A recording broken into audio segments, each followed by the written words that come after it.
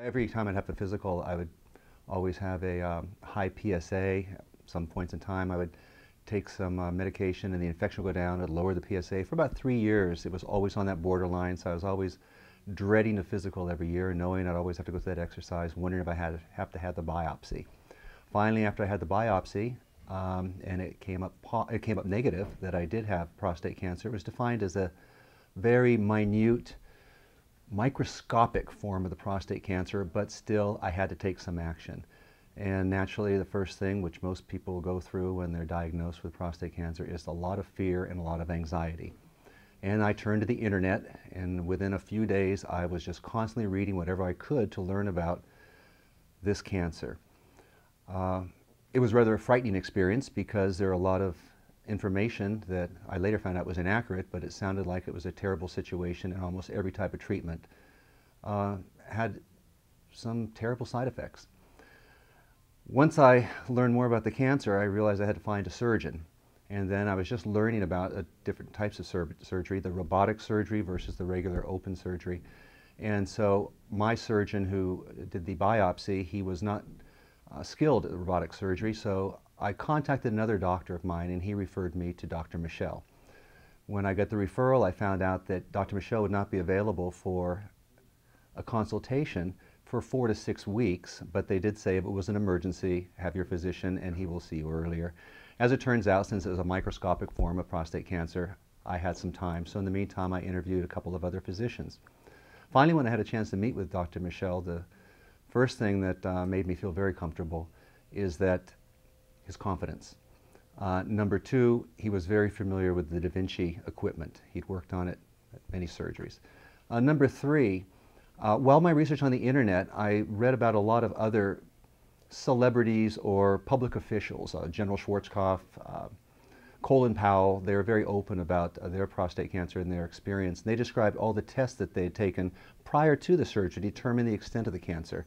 None of the other surgeons that I'd spoken to offered any of those tests. They said, my microscopic form of prostate cancer, it would not be necessary.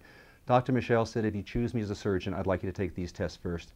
And he wrote out every test that these people, these public figures had taken. So I did go through all those tests, came back to see Dr. Michel, and I felt very comfortable that the cancer had not spread, and I was actually looking forward to the date of surgery. One of the things that stands out in my mind during that period of time is, although it took 4 to 6 weeks to see Dr. Michel, once I did see him, he gave me as much time as I needed. He even offered to show me a video of the procedure. He did not say this conversation was over. He kept asking me if I had more questions. And the accessibility that I had with the staff and with him throughout this period was a very positive experience. The other thing when I met with Dr. Michel, besides talking about the procedure, what he emphasized was the rehabilitation after the procedure. And that had never been discussed with any other surgeons either. They were talking about all of the things that he would have me to do to bring my life back to normal. And that was reassuring too. The day of the surgery, it just seems like it was a matter of minutes and I was out of the surgery, very little pain, very little discomfort. Went home a few days later, came back a week later, actually drove myself, the catheters removed, and I was essentially back to normal with a very quick recovery.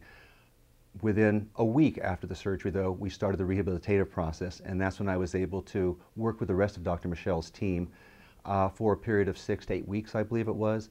And now I'm coming in every 90 days for the PSA test and further consultations.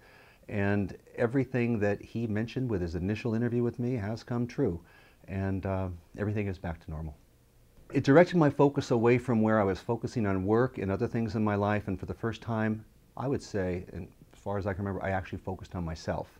And after the 1-year anniversary, after the surgery, I did write a note to Dr. Michel, and I told him it started out to be the very worst year of my life. It ended up being the very best year of my life.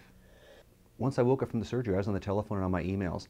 I've never had major surgery before, and I was just amazed at how comfortable I felt right away, how clear-headed I felt.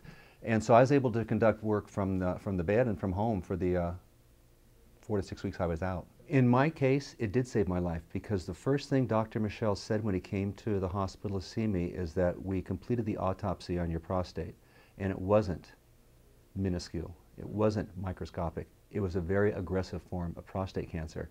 So, yes, it could easily have spread. So I know there's a lot of controversy about the PSA test, and I know there's a lot of anxieties you go through, like I did for years, every time a high one when I get my physical. A lot of false positives may create a biopsy, which is unnecessary. But in this case, we watched the PSA religiously every year. They thought it was microscopic and non-threatening, and one physician even suggested, wait and watch. It was only afterwards when Dr. Michel explained to me that it was almost like a just-in-time. Panic is the correct word. You know, fear, anxiety, panic, all of those things strike you. And then after the surgery, naturally, because just like a broken bone, it takes time to heal. And normally there's a history of the success of the healing of a broken bone. After reading the internet, the history of success, there weren't too many testimonials about that on the internet. And so you're always wondering, will it be successful? 4 months, 6 months, 8 months. It's a process, but I've got to say, working with the team, Dr. Michel's entire team, the encouragement and all of the, basically letting you know where you are with everybody else and what you can expect. It was just reassuring constantly. In addition, one thing I have to say, but whenever you go to a doctor's office, often you may be sitting there for an hour, hour and a half before they see you. One of the things I really want to compliment the entire team here is that they really seem to respect their patients' time. And when they do schedule an appointment, there's not a long wait. And if it does happen to be because of unforeseen circumstances, the apologies are the first thing that they say. So that's really appreciated as a patient who comes to this office often.